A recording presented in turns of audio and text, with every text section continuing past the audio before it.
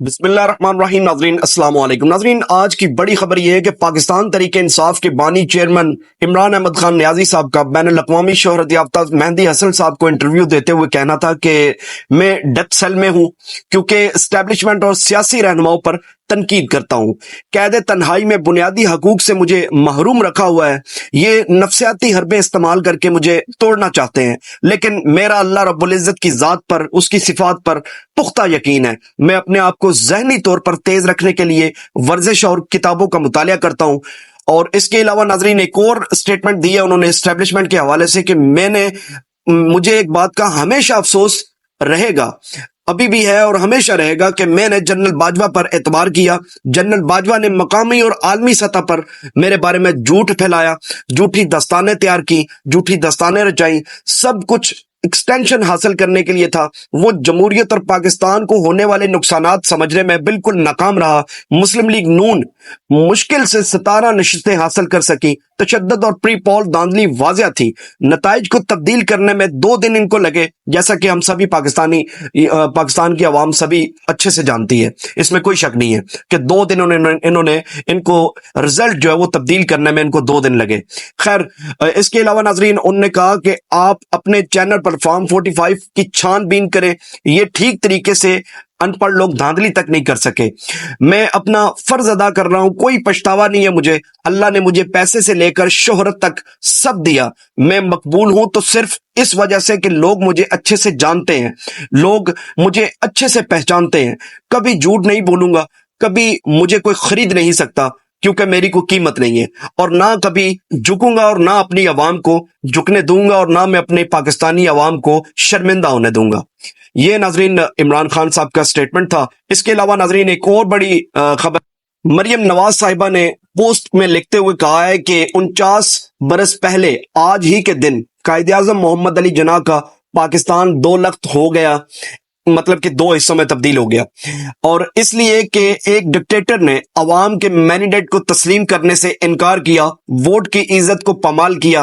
حمود الرحمان commission کی سفارشات کو ٹھکراتے ہوئے آج بھی ووٹ کی عزت کو پامال کیا جا رہا ہے. اور اب یہ نہیں ہوگا، قوم جاگ چکی ہے. یہ ناظرین اللہ کی شان مریم نواز صاحبہ کا کہنا ہے. خدا کے بندوں، کچھ شرم ہوتی ہے، کوئی حیا ہوتی ہے. ہائے افسوس، تمہیں کیا پتا یہ کیا ہوتی ہے. اس کے علاوہ ناظرین مسلم لیگ نون کی ایک اور بہت بڑی خبر سامنے آئی ہے. مسلم لیگ نون کئی بار ناظرین فیصلوں سے پہلے مٹھائی بانٹ کر اذیت کا سامنا کر چکی ہے، اور بدقسمتی سے کل رات بھی کچھ ایسا ہی ہوا. حکومت نے 15 روپے پیٹرول کی قیمت کم کرنے کا پھر لیگی رہنماؤں کی ایک سے بڑھ کر ایک پوسٹ، ایک سے بڑھ کر ایک ٹویٹ سامنے آئی ہے.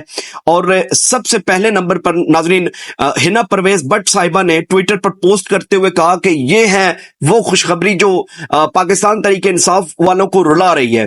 اس کے علاوہ ناظرین ثانیہ عاشق صاحبہ نے لکھا ہے کہ حکومت مہنگائی کم کر کے عوام کو ریلیف فراہم کر رہی ہے. پھر اس کے بعد ناظرین وزیر اطلاعات نے 15 روپے پیٹرول کی قیمت کم کرنے کی پوسٹ شیئر کر دی، لیکن بدقسمتی کے ساتھ ناظرین جلد ہی وزارت خزانہ نے بتا دیا کہ کون کس کو رلا رہا ہے. اب سوال ناظرین یہ پیدا ہوتا ہے کہ کیا ایسا ممکن ہے کہ وزیر اعظم پاکستان کو کوئی وزارت کو مطلب کہ اس کی بات کو ماننے سے انکار کر دے، اپنے ہی وزیر جو ہے وہ اپنے وزیر اعظم کے احکامات کو ہوا میں اڑا دے. اور گزشتہ روز ناظرین وزیر اعظم شہباز شریف نے اعلان کیا پیٹرول کی قیمت 15 روپے 40 پیسے کمی کی جائے گی. یہ اعلان کرتے ہوئے انہوں نے واضح طور پر کہا تھا کہ 15 روپے 40 پیسے کی کمی کی جائے گی، اور ڈیزل 7 روپے 90 پیسے سستا کیا جائے گا.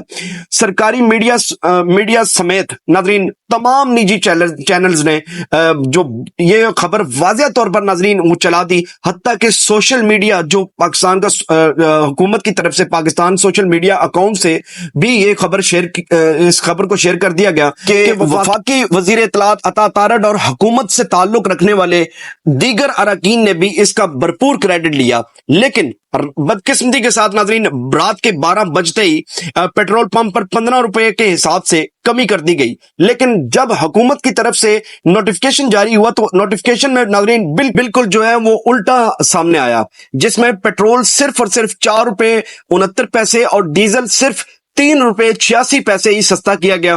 اور جب ان کی اس انکانفیڈیبل حرکت پر سوالات جو ہے وہ عوام کی طرف سے اٹھنا شروع ہوئے تو حکومت نے صرف اور صرف کنفیوژن کہہ کر اپنی غلطی، اپنی اس گھٹیا حرکت پر پانی ڈالنے کی کوشش کی۔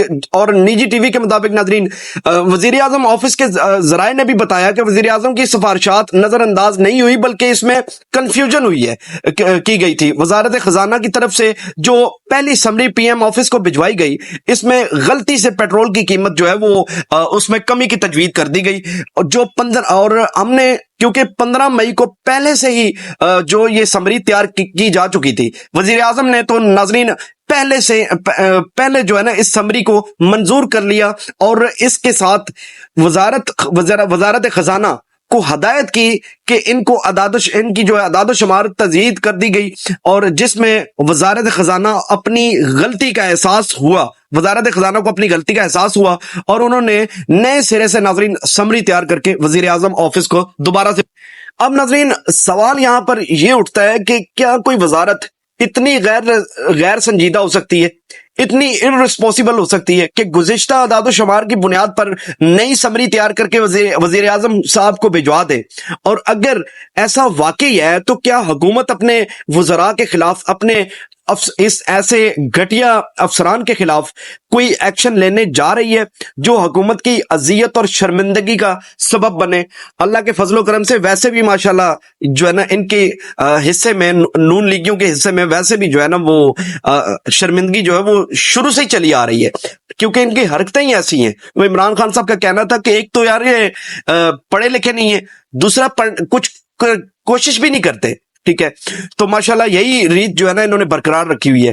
پیٹرولیم ڈیلر ایسوسی ایشن کے عبدالسلیم کہتے ہیں کہ پیٹرولیم کی قیمت 15 روپے کمی پر جو بڑی مقدار میں پیٹرول پمپ سے جو 15 روپے کمی پر پیٹرول پمپ جو ہے نا پیٹرول پمپ سے پیٹرول جو ہے فروخت کیا گیا اور ڈیزل بھی بڑی جو ہے مقدار میں فروخت کر دیا گیا، لہٰذا جو ہمارا نقصان ہوا ہے اس کے ازالے کے لیے وزارت پیٹرولیم کو خط لکھیں گے، اور دوسری طرف حکومت اگلے ہفتے ناظرین اپنا اگلا بجٹ جو ہے نا وہ اگلے سال کا بجٹ جو ہے وہ پیش کرنے جا رہی ہے۔